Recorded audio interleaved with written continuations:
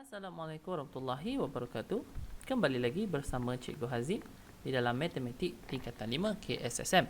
Okey, jadi jom kita teruskan dengan bab kita iaitu bab 5 dan cikgu faham bab ni adalah bab yang quite suka untuk adik-adik untuk kita nak faham satu persatu. Jadi harapnya video ni dapat membantu.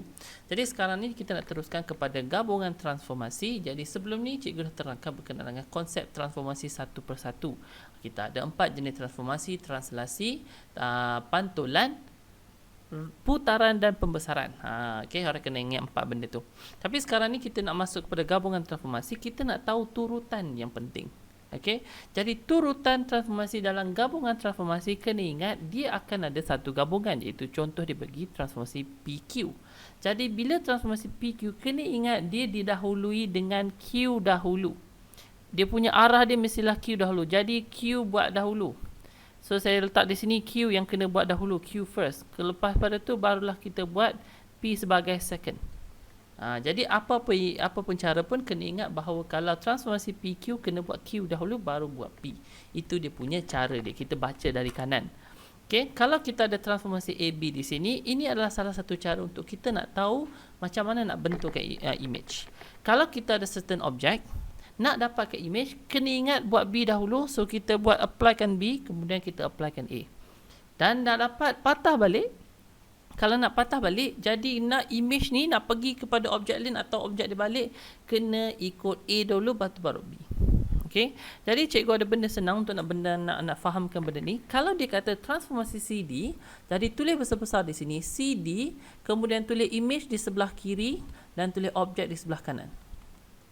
Jadi fahamkan dia, kalau daripada objek nak ke image, kena lalu C dahulu, kemudian kena pergi ke D.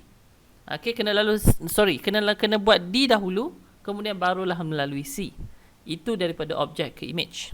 Okey. Dan sekarang ni daripada image nak ke objek, patah balik, kena dapatkan C dahulu dan kena buat D. Tetapi kena faham, bila kita nak patah balik, dia punya transformasi dan maklumat transformasi akan diterbalikkan juga. Okey, kalau kita nak patah balik. Sekarang ni cikgu nak cerita macam mana kita nak dapatkan image ke objek. Nak patah balik. So nak dapatkan patah balik ni daripada image ke objek, setiap maklumat dalam certain transformasi tu dia akan diterbalikkan. Okey, sebagai contoh, kalau translasi kita XY, jadi diterbalikkan menjadi negatif X dan negatif Y. Okey, ini cikgu dah tulis satu persatu kalau translasi. Kalau pantulan, dia akan jadi sama.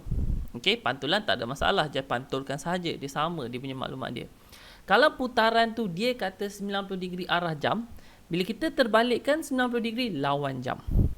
Jadi kalau dia kata lawan jam, terbalikkan arah jam lah.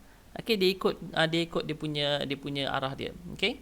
Kemudian kalau pusat tak ada masalah, sama. Tetapi pembesaran tolonglah tengok betul-betul. Kalau dia kata faktor skala 2, kita terbalikkan, dia akan jadi 1/2. Jadi fahamkan di sini, kalau faktor skala di sini besarkan, di sini akan jadi kecilkan. Okey, alright. Samalah juga kalau di sini besarkan tetapi di rantau yang berlawanan negatif ni, dia akan jadi kecilkan di rantau yang berlawanan juga. Jadi boleh faham kalau dia kata faktor skala kecilkan, mana kita kena besarkan, terbalikkan. Itu cara dia. Okey. So fahamkan konsep ni dahulu. Jadi cikgu ada satu contoh di sini yang cikgu ambil daripada buku teks sendiri. Jadi sebagai contoh soalan di sini dia kata dalam belajar di sebelah segitiga bersudut N ini adalah image. Bagi suatu objek di bawah gabungan transformasi, dia dah bagi maklumat ABC. Tentukan objek bagi setiap segitiga di bawah gabungan transformasi A untuk AC. Jom kita cuba buat A untuk AC dahulu. So ingat, bila dia kata AC, apa kita kena faham? Image di sebelah kiri dan objek di sebelah kanan. So kita nak dapatkan image nak ke objek di sini, kena patah balik. Kena buat apa? Kena buat A dahulu. A ni apa? A ni adalah translasi 3/2. So bila terbalikkan, translasi dia akan jadi negatif 3, negatif 2. Kemudian lepas tu kita buat C pula. C tu pula macam mana? Pantulan pada garisan X plus Y tambah 6. Ini kita kena tahulah. Yang ni X plus Y sama dengan 6, sama juga Y sama dengan negatif X campur 6. Jadi line kita sepatutnya ini 6, ini pun sepatutnya 6. So line kita macam tu. Okay, alright. Nanti kita tengok satu persatu. Jadi kita tengok A ni dahulu. Apakah dia punya terbalikkan ataupun kita punya transformasi terbalikkan untuk A. Ingat, kalau kita translasi 3, 2, dia akan terbalikkan negatif 3 dan 2. Ni objek dia, kita ikut point by point. Negatif 3 dan negatif 2. So, mula-mula sekali pindahkan 1, 2, 3 ke kiri, 1, 2 ke kanan. Okay, jadi kita dah tahu, ni pun sama 1, 2, 3, 1, 2. So, kita tahu, lepas daripada image N ni, nak kita applykan A, kita akan dapat bentuk T di sini. Okay, kita akan dapat bentuk T di sini dahulu. Okay, so anggap selepas N ni, kita mula-mula sekali kita dapat ni N. Okay, tengok satu-satu. Kita pada image N. Dan selepas applykan saja transformasi A terbalik. Okay, lepaskan A terbalik di sini, kita dapat kita punya segitiga T. Sekarang ni kita nak applykan yang C pula terbalik. C terbalik tak ada masalah kalau pantulan sistem maklumat yang sama. So kita nak pantulkan dia. So bila kita pantulkan dia, kat mana line pantulan tu? Pantulan kita adalah di sini. Ini 6 dan ini 6. Okey, buat garisan satu persatu. Jadi pantulkan segitiga T di sini. Bila kita pantulkan, kita akan dapat ini 1, yang ni 1. Okey, 1 setengah setengah 1. So kita akan dapat jawapan dia adalah P.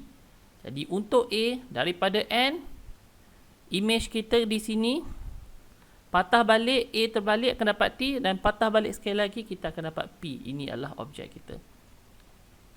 Okay, alright. Jadi itu untuk jawapan untuk A. Untuk B, cikgu rasa adik-adik boleh cuba. Okay, boleh cuba untuk dapatkan macam mana nak dapatkan objek dia. Dan kena ingat maklumat di atas di sini just terbalikkan sahaja. Okay, jadi sampai situ sahaja video cikgu kali ini. Kalau ada apa-apa masalah, boleh tinggalkan komen di bawah dan sila tekan like, share dan subscribe untuk video-video yang seterusnya. Jadi terima kasih, jumpa lagi.